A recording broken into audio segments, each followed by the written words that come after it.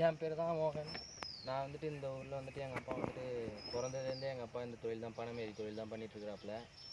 ஆனால் என்ன ஒன்று, ஒரு 35 வருஷத்துக்கு முன்னாடி வந்துட்டு கல் தடைன்றதுனால சுத்தமாக கல்லெல்லாம் ஏறதில்லை, இது பண்ணுறதில்லன்னு சொல்லிட்டு சட்டம் வந்துட்டு ஒரு சட்டம் ஒன்று கொண்டு வந்தாங்க. அதனால் பார்த்தீங்கன்னா இப்போதைக்கு இருக்கிற சுச்சுவேஷன் பார்த்தோன்னா பனைமர தொழிலே விட்டுடுவோம் போல்.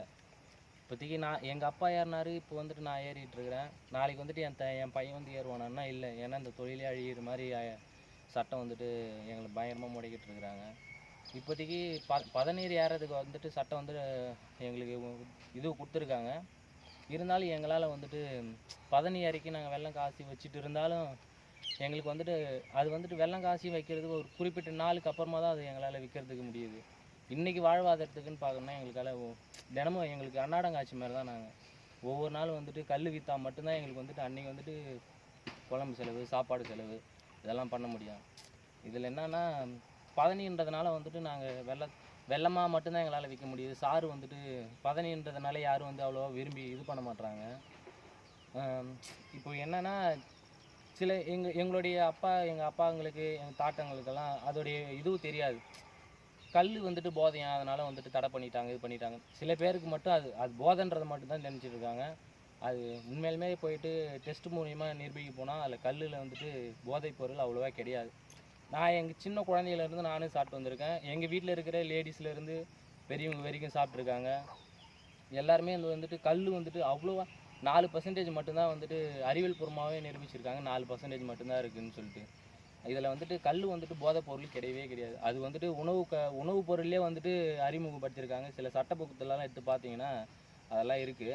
ஆனால் யாருக்கும் அவ்வளோவா பெருசாக தெரியறதில்ல. இது வந்துட்டு ஜல்லிக்கட்டு மாதிரி ஒரு பெரிய அவேர்னஸ் கொண்டு வந்தால் மட்டும்தான் எங்கள் தொழிலும் நீடிக்குன்ட்டு எங்களுக்கு ஒரு எண்ணமாக இருக்குது. அதுக்காகத்தான் நாங்களும் எங்கள் ஊரில் வந்துட்டு 50 குடும்பம் மேலே நாங்கள் பனைமரம் இருக்கோம். பயங்கரமான கடுமையான போராட்டத்தில் மத்தியில் தான் இந்த பதநீரே நாங்கள் இறக்கிட்டு இருக்கோம். இதில் என்னன்னா பெரிய போராட்டம், ஜல்லிக்கட்டு மாதிரி ஒரு பெரிய போராட்டம், நடைபயணம் அது மாதிரி எதனா பண்ணால் தான் எங்களுக்கு வந்துட்டு வாழ்வாதாரம் நீடிக்குன்னா அதுக்கும் பண்ணுறதுக்கு எங்களுக்கு நாங்கள் நடவடிக்கை எடுத்து தான் ஆகணும், வேறு வழி கிடையாது. இதனால் என்னென்னா சில பேர் வந்துட்டு இந்த கல்லில் வந்துட்டு குடிச்சிட்டு வந்துட்டு போதை மாத்திரை கலக்கிறாங்க, இது பண்ணுறாங்க, அப்படியெல்லாம் வந்துட்டு சொல்லிட்டு இருக்கிறாங்க. இது வந்துட்டு எங்களுக்கு குலத்தொழில்.